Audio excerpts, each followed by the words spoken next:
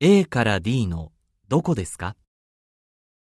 キムさん、これ食べましょう。わあ、ありがとうございます。大きいお皿はありますか？その机の上です。ハサミはどこにありますか？コップの下にあります。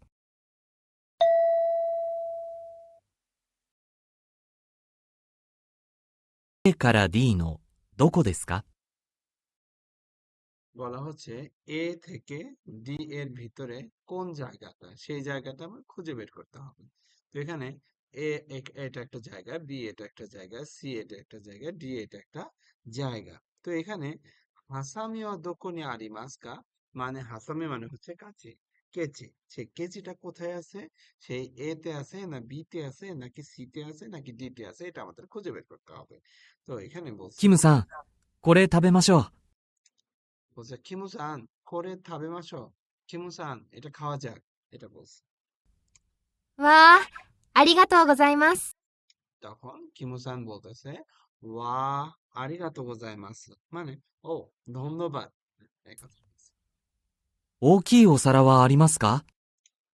তারপরে প্রশ্ন করা হয়েছে ও কি ও সারাবা আরিমাসকা, বড় কোনো থালা আছে নাকি? その机の上です。সোনো সুকুয়েনো উয়েদেস, ওই যে একটা টেবিল দেখতে পাচ্ছ সেই টেবিলের উপরে। ハサミはどこにありますか？ এখন প্রশ্ন যেটা করছে সেটা আমার খুঁজে বের করতে হবে যে হাসামি ও দোকনি আরিমাস্কা মানে এই যে কেচিটা কোথায় আছে। তো উত্তরে কি বলে? コップの下にあります。কপ্পনো স্থানে আরিমাস, কপ্প মানে আমার জানতে হবে, কপ্প মানে হচ্ছে কাপ, কপ্পনো স্থানে আরিমাস মানে কাপের নিচে আছে। তাহলে হাসামি ও দোকনি আরিমাস্কা, এ যে এ নামক যে একটা জায়গা আছে সেই জায়গাতে হাসামি আছে।